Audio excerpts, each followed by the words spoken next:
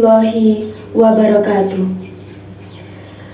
Para pepunden, para sesepuh, saha para pinisepuh ingkang hanggung mestuti dumateng pepoyaning kautaman ingkang pantes pinundi.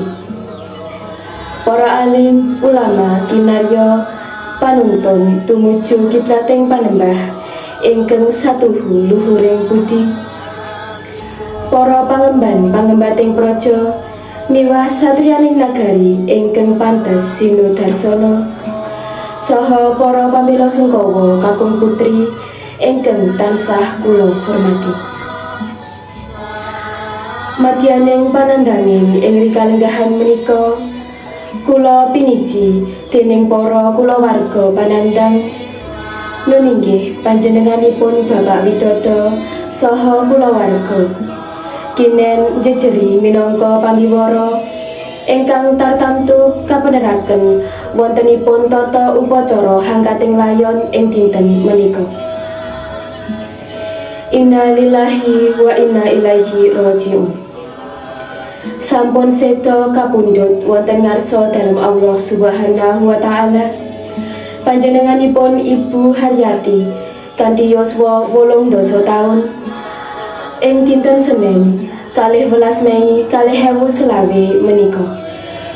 Para rawuh ingkang kinurmatan, saderengipun kula ngaturaken wiwitaning sedya sumangga kula dherekaken hangunjukaken asmaning Gusti ingkang Maha Kuwaos awit rahmat saha hidayahipun saengga panjenengan sedaya dalasan kula tasih saged nderek bela sungkawa wonten ing wekdal menika. Para pambela sungkawa ingkang kinurmatan, wahyaning mangsa kala upacara pamidaling layon kaleksanan wondene reroncening adicara kados ingkang sampun karakit dening para kulawarga. Inggih menika pranatacara hangaturaken reroncening adicara. Adicara ingkang sepisan inggih menika pambuka. Adicara ingkang angka kalih inggih menika atur pambagyo harja. Adicara ingkang angka 3 inggih menika waosan donga. Adicara ingkang angka sekawan inggih menika pamidaling layon saha adicara ingkang pungkasan inggih menika panutup. Makaten reroncening adicara ingkang badhe kalampahan wonten ing dinten menika. Para pambela sungkawa ingkang kinurmatan, sumangga pamidaling layon wonten ing dinten menika dipun wiwiti kanthi waosan basmalah sesarengan. Bismillahirrahmanirrahim.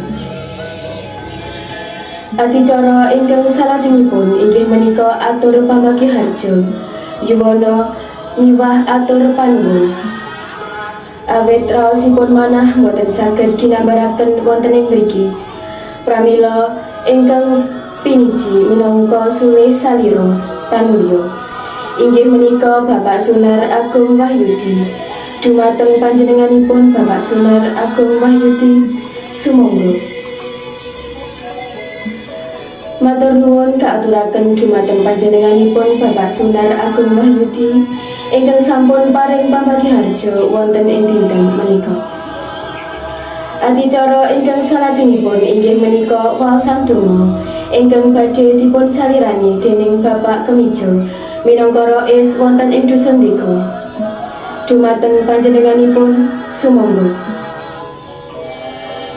Matur nuwun kaaturaken dumateng Bapak Kemijo minangka rais wonten ing Dusun Dika menika. Sagung para pamila sungkawa ingkang tansah kula hormati, tumapak wonten ing titilaksana ingkang salajengipun inggih menika pamidaling layon.